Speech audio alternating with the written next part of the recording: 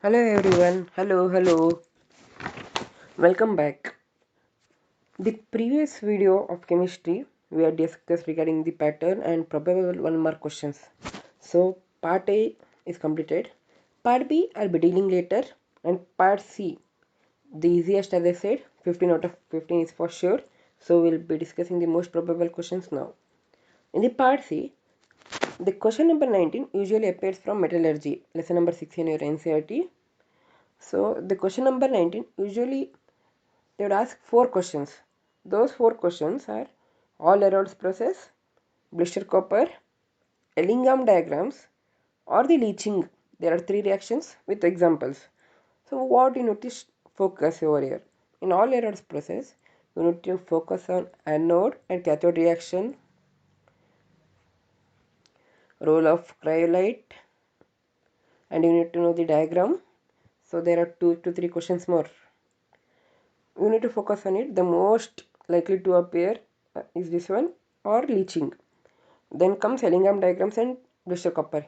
You need to go through this because if those two are not asked, these two questions would be asked for your examination. Then leaching, you need to know the explanation, and balance reaction is must in inorganic, or else you won't be awarded marks. Next, question number 20, 21 and 22. P block elements. Most of the students generally feel it hard. Yes, it is hard for attempting 1 mark question, but for 3 marks, you need to score 9 out of 9. If not 9, at least 6. Those 6 questions, not 6 questions, sorry, 6 marks, 2 questions. One of them would be certainly a preparation. The three which you have got in your textbook: contact process, Haber's process, and Ostwald's process. Contact for sulfuric acid, Haber's for ammonia, and Ostwald's process for nitric acid. Out of these three, one will definitely appear for examination, and you have got ammonia flow chart in your textbook. Out of these four, one will be certainly asked. You need to make a note of catalyst, reaction, whether it is two-sided or only is it forward, and the temperature, pressure. You need to observe it keenly. If you note down all these points correctly, 3 marks is for sure. The out of this for one will definitely appear. And then comes question number 21 and 22. The question numbers might get interchanged, but the way I am telling you, the questions will definitely appear. So question number 21 and 22. There are likely three kinds of questions that would be asked.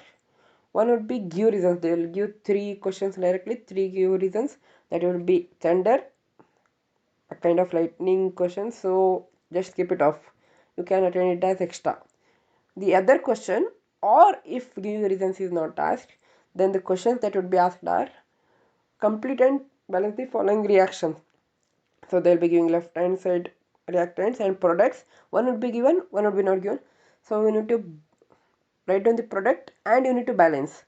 There would be three. If this question is not asked, you will be asked to draw the any structure of acids which I've got in your textbook. Out of this, they will be asking one. Lastly, if you don't get out of these questions, you will be asked rhombic sulfur. Those questions, difference between. Out of this, surely three questions, whatever side. One is preparation, one is the structure, and give reasons, or else difference between. Out of these, three questions are fixed. So don't read anything else. Out of these 9 marks, at least 6 you will be scoring with the questions I have given. So you need to attend 5.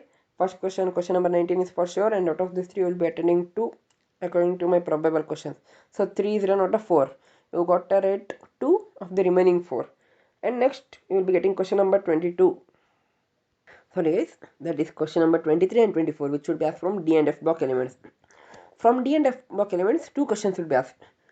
One of them would be preparation of K2Cr2O7 and KMnO4. Out of these two, one will definitely appear for examinations. So keep in your mind and study for it. So you'll be finishing off your 4 questions out of the 5 over now. And one more questions. They will be asking actinide contraction, lanthanide contraction, and the reasons for the occurrences of such properties. So this question will be a little hard. If you are lucky and if you are studied hard, you'll be attending this question too. So according to my count, you have attended 4 out of the 6 questions now. So you got to write at least one in the remaining 2. 25 and 26. So out of question number 25 and 26, there are 4 possibilities. One is you have got 4 VBTs, electronic structure and the geometry and the excited state electronic configuration, whether it is weak ligand, strong ligand. You can do it and form VBTs. You have been given 4, so you need to prepare 4 out of 4. One will appear for the examinations. If this does not appear, it will be surely Krishal field theory or Werner's theory. Out of these three, one will definitely appear. I'm challenging you and I'll bet you that out of these three, one questions will appear. So 5 you have attended out of the 7. If I have studied a bit in depth, you'll be attending 6 or 7 out of 7. One more question would be related to isomerisms in your textbook. There are 4 kinds of isomerisms. You need to know the definition of each one and examples.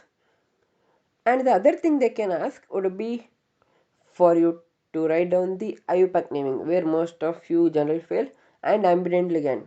Remember this, you need to calculate the coordination number. It would be asked in 1 mark or either over here. So this is what part C contains in your chemistry syllabus. Then in case syllabus cuts down or reduces, then I'll be making one more video. As of now, this is for certain and these questions will definitely appear. So please do like, share and subscribe. I guess this video would have certainly helped you. Thank you for watching this.